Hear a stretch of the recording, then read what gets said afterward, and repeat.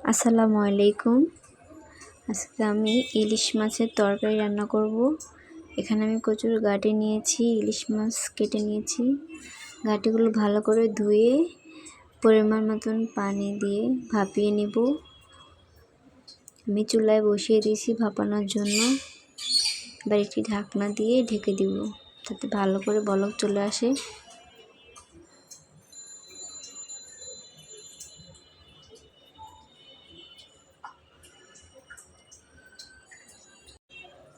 চুলায় আমি কড়াই বসিয়ে রেখেছি গরম হওয়ার জন্য। এখন পরিমাণ মতন তেল দিয়ে দিয়েছি।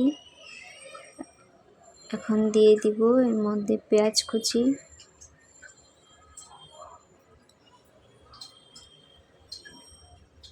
এবার দিয়ে দিব লম্বা করে কাটা কাঁচামরিচ,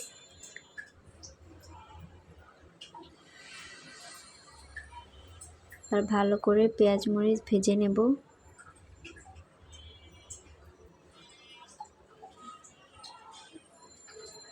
হালকা ব্রাউন কালার করে নেব। পেঁয়াজটা ভাজা হয়ে গেলে দিয়ে দিব অল্প একটু পানি। পানি দিয়ে দিচ্ছি। এখন পরিমাণ মতো লবণ দিয়ে দিব, পরিমাণ মতন দিয়ে দিব হলুদের গুঁড়ো। এবার দিয়ে দিব গুঁড়ামরিচ, যে যতটুকু ঝাল পছন্দ করেন সে ততটুকু মরিচটা ব্যবহার করবেন। এবার দিয়ে দিব আদা রসুন বাটা পরিমাণ মতো। ভালো করে কষিয়ে নেব, তেল ওঠা পর্যন্ত এটাকে কষিয়ে নিতে হবে।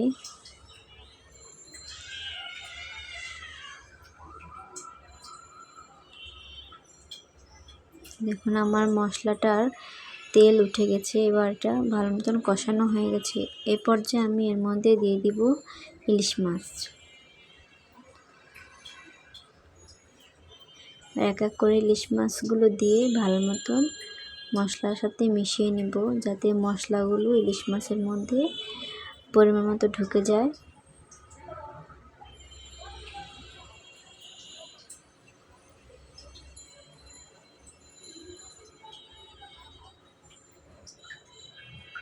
সবগুলো মাছ দেওয়া হয়ে গেলে এর মধ্যে আমি অল্প একটু পানি অ্যাড করে দেব, যাতে মাছগুলোর মধ্যে মশলাটা ভালোভাবে ঢুকে। ঢাকনা দিয়ে ঢেকে রেখে দেব বলক আসা পর্যন্ত। দেখুন আমার মাছ তরকারিতে বলক চলে আসছে। এটা ভালো করে সিদ্ধ হওয়া পর্যন্ত অপেক্ষা করব। আর মাছটা কষানো হয়ে গেছে। আমি এগুলো আলাদা একটা পাত্রে উঠিয়ে রেখেছি। সেই ঝোলের মধ্যে আমি ভাপানো কচুর গাঁটিগুলো দিয়ে দিব।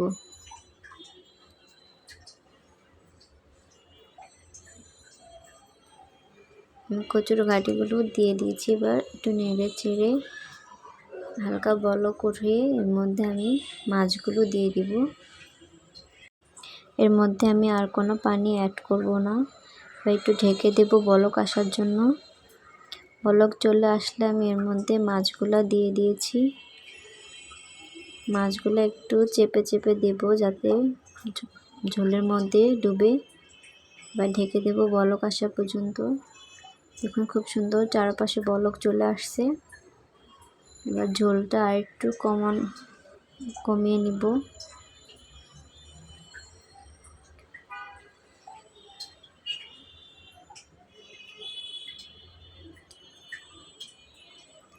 আমার তরকারিটা প্রায় হয়ে গেছে।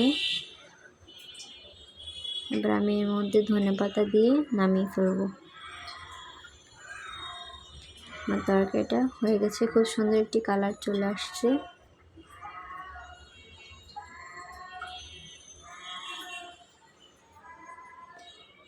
এই পর্যায়ে আমি চুলাটা অফ করে দেব। এবার আমি একটি বাটিতে গরম গরম পরিবেশন করে ফেলব। আজকে এই পর্যন্তই। সবাইকে অনেক ধন্যবাদ। আসসালামু আলাইকুম।